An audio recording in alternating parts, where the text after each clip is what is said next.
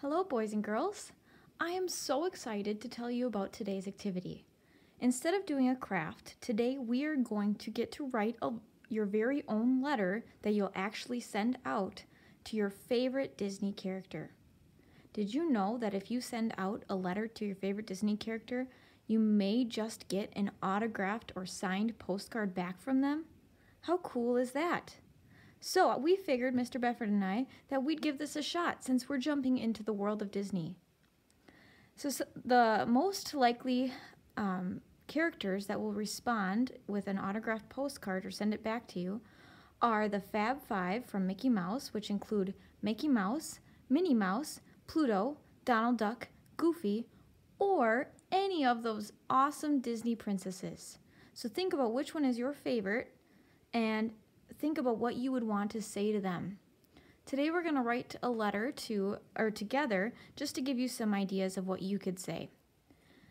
So there's some important things you need to know when writing a good letter to somebody. Now this paper is the journal paper we sent home. Feel free to use that as I'm about to show you on mine. Otherwise, feel free to grab any other piece of lined paper. All you're going to need is the lined paper, a pencil, and some colored pencils. Now to make a good letter, you're going to need a few things. I'm going to put a line up here so I don't forget. This is where we're going to put our date. Okay, so I'm going to go ahead and do that. Today is July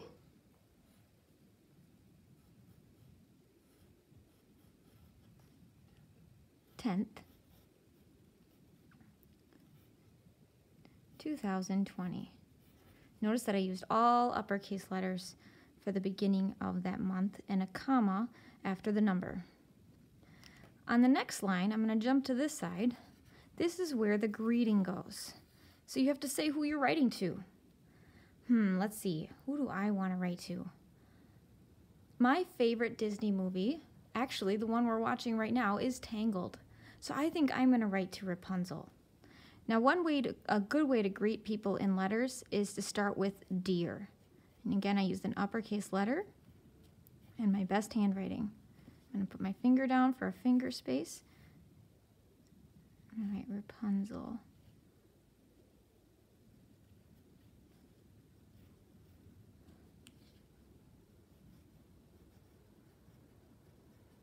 Okay, after the greeting, it's also important to put another comma.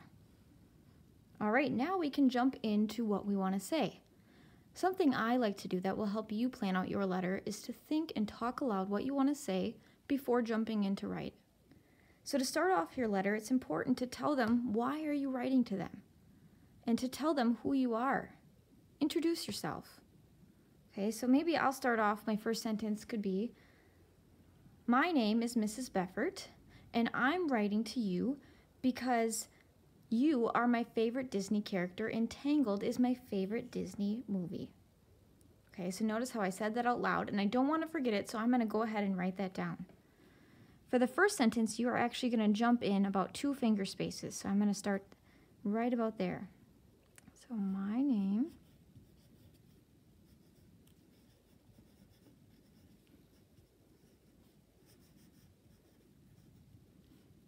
make sure to uppercase your name.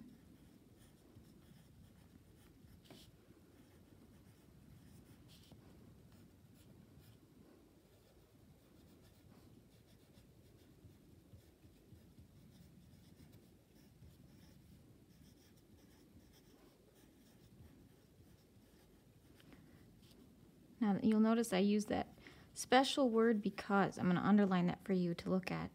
Whenever you're giving a reason, and you're giving the reason why you're writing, you're going to use that special word because. So my name is Mrs. Befford, and I am writing to you because you are my favorite. That's a big word. Let's stretch that out together. Or, I know it's spelled or, it. And whenever I have that t at the end, I know that I can end with the chunk, I-T-E. You are my favorite character. So whenever you get to a tricky word, just stretch it out the best you can. And Tangled. Notice I used an uppercase letter for the beginning of the movie name. Oops. I have to get a different pencil quick.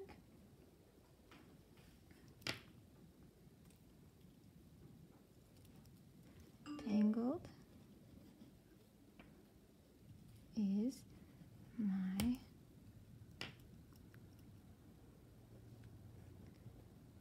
favorite, and I spelled that one already, so I can just look up here. Movie.